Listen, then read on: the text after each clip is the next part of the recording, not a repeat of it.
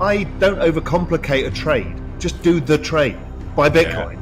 And don't do it via MicroStrategies, options, because before you know it, you fuck up the whole thing. You know, I'm always nervous of seeing leverage build up in a 70 vol asset. That is my rule of thumb, is leverage in a 70 vol asset is going to nuke everybody at some point. Simple rule of thumb. Raoul Pal's framework begins with liquidity, the fuel of all markets. He points to a quiet but significant shift. Global liquidity is rising again, and it's happening through multiple channels. From a weakening U.S. dollar to coordinated balance sheet usage by foreign central banks, liquidity is being injected into the system, not just by the Fed, but globally.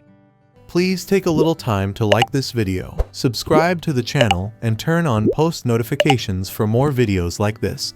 You can also check out our other videos on cryptocurrencies and the overall digital asset space and drop your comments and observations in the comments section below. Everything you do helps with the YouTube algorithm and immensely contributes to the channel's growth. Thanks and enjoy the video. Normally speaking, this is the period, my framework is about, them rolling the debt and having to provide liquidity to do so. And so what we've got is a lot of forward-looking liquidity coming out of whether it's the weakness of the dollar, whether it's other countries using their balance sheets, a number of different mechanisms. And all of that to me is suggesting that the rest of this year is going to be very strong.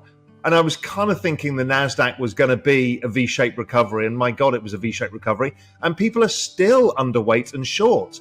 I mean, it's a hell of a setup. The last Trump cycle in 2017, we had the same thing. The market corrected in the beginning because everyone's fearing tariffs and the same narrative. The Fed were raising rates and doing the balance sheet runoff. And the market screamed higher all year because the Chinese were stimulating, the Europeans had to stimulate. So it feels like, even if the Fed don't do anything, I still think the Fed cut, but let's assume they don't. Well, that's not a prerequisite for the market to do anything. As you said, as long as rates aren't jacking higher, everything's fine. I've just come back from the Middle East. All of the sovereign wealth funds are now buying. Right, these are the largest pools of capital in the world. We're hearing it out of Saudi, out of Abu Dhabi, out of Qatar, and out of Bahrain. And why that's happening is because the US has become crypto-friendly. It's the green light. So the US will get some regulation through. There'll be a bit of a shit show and debating about it and the usual stuff, but they will get some regulation through, which is the clarity that all of the pension funds need. So they're waiting as well. So there is a lot of buying to come from the really big players who've been waiting. Like Goldman has not been able to fully build out its desk, and JP Morgan haven't. They've had crypto for a while, but only for certain types of customers. But they want to build out suites of product, but they've been waiting for regulatory clarity. So yeah, I think it's a big deal, actually. I really do. There is a set of dominoes that happen in markets. Financial conditions lead everything. For financial conditions, we use the dollar, rates, and oil, right? The three big financial conditions thing. What we found is that leads like the ISM and other stuff by about 9 months.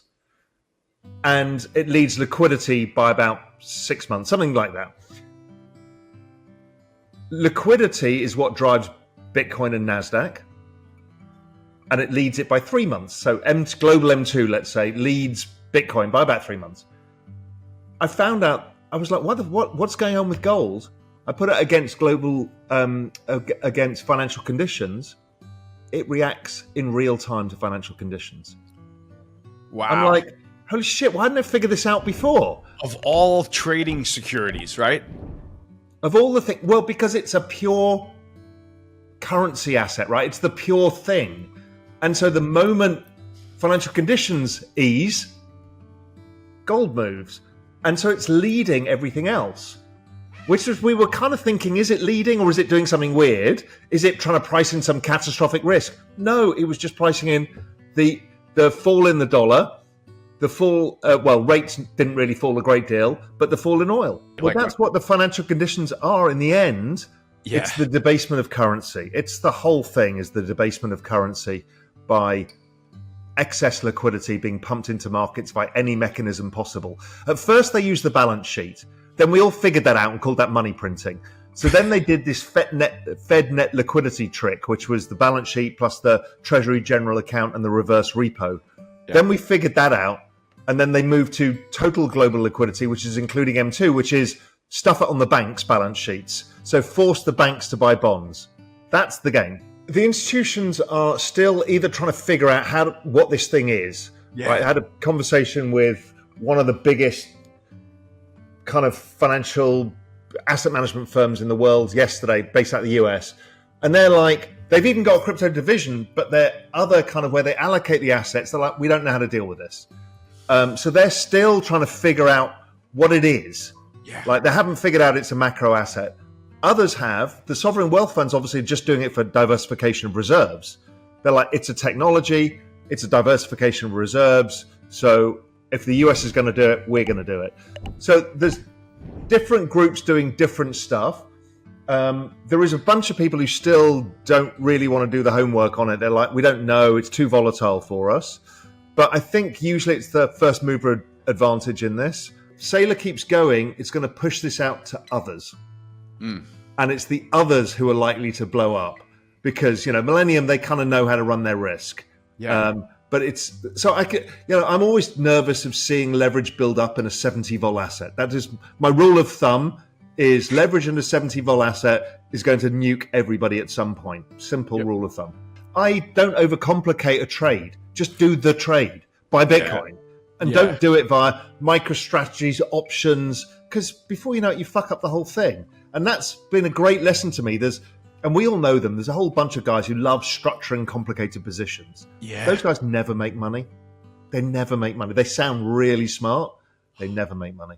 With geopolitical risk priced out and liquidity pouring in, markets may go vertical, just as inflation continues to fall. Contrary to what many analysts still expect inflation hawks to be wrong again, Pal argues, just like they were for the past 18 months. Raoul comments on a unique development, Scott Bessent as Treasury Secretary. Bessent is no academic.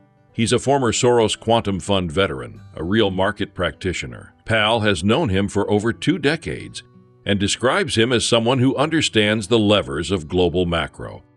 But I do think that he's going to have to go back and fix the bond market for the reasons being. I mean, he's a macro guy. He can see, like us, that the bond market is not functioning the way that it should do. He will have some insights from that, from the Treasury themselves to figure out, okay, what is it that we need to do? And don't forget, when he came in, he said very clearly, I have 3 things I need to do. Lower the dollar, lower rates, lower oil. Those are the financial conditions of global GMI financial conditions. He's saying, I'm going to lower financial conditions. Nobody listens. Yep. He's telling you, we're going to have a rip-roaring rally. Gold takes off based on exactly what he's saying. The only one he hasn't managed to achieve is rates yet. Yeah. So he will come back and sort that one out, I think. There is a risk here that we rerun 98, 99 or 99 because you've just taken all the tail risk. Let's assume that Saudi, the US, and Israel do a deal with Iran. That feels like it's going to happen. Let's say that there will be a ceasefire in Ukraine. And let's assume that the Chinese will come to the table, do something reasonable. Those 3 things happen. We've taken all of the left tail off the table. And people are going to be like, oh, but inflation's going to come back. And they're going to keep saying that for 18 months, which they kept saying as inflation's fall. So I think it is not a small probability that we have a really blow off kind of next 9 months or so. I don't understand bonds anymore. Because they're not working according to the business cycle. They're not working according to the oil price. They're not working according to inflation. And it's not like that all of the auctions are failing. So it's not like it's a lack of buyers. So I don't really understand what is going on. It feels to me that liquidity is not in the bond market and they need to do this SLR thing, which is basically allowing the primary dealers to warehouse more bonds. Right. So it needs, I think it's a liquidity issue, a plumbing issue, because, I mean, they should be much lower. Look at inflation, came out this morning, 2.3%. Exactly. Yet 2-year yields are like almost 4%. It's like, this is stupid. It's kind of like, are we having to ignore bonds here? Which is a weird thing for us, because we used to always check what bonds were doing to figure out whatever all other assets were doing. And I'm actually just focused using the dollar instead as like our key indicator, because that seems to be a better measure than bonds are right now. But there again, Besson and a few others came out immediately and said, oh, we've got tools to deal with the bond market. And they're telling you the big left tail risk that everybody fears of rates spiking up to 6% because everybody's dumping bonds is never going to happen. Such a great point, Raoul. And how comforting is it to you to have a guy that lived his career at the Quantum Fund in charge of the Treasury rather than a lifetime academic? Can you just riff on that for a moment? So I've known Scott for 20 years, maybe longer. Brilliant. So I remember going to see him at Soros in London when I was at Goldman. So I've known him since, I guess, 1996, 7, whatever it was. Wow. He was a Global Macro Investors subscriber for a long time. He came to my house in Spain. So cool. I've known him for a long time. I've not been in touch with him for a few years now. Last time I saw him was at Carl Bass's wedding. But Scott knows his shit. I don't think he was the world's best fund manager, but he knows how the world works. Yeah, he knows what levers you have to pull. He understands markets. He understands what tail risks he needs to remove and when. He kind of understands all of the market psychology stuff. This is the first time we've had a macro guy at the head of the Treasury. We had Rubin before, but he wasn't a macro guy. He was an ARB guy. Raoul suggests could be the secret weapon in the U.S. government's macro strategy. Unlike previous secretaries who were theoretical economists or ARB traders, Besant knows how to read markets, eliminate tail risks, and manage financial conditions. He came in with a clear mission: lower the dollar, lower rates, lower oil. So far, 2 out of 3 boxes are checked. The last one, rates, is next. When that's resolved, expect a surge in risk assets. Please like and subscribe.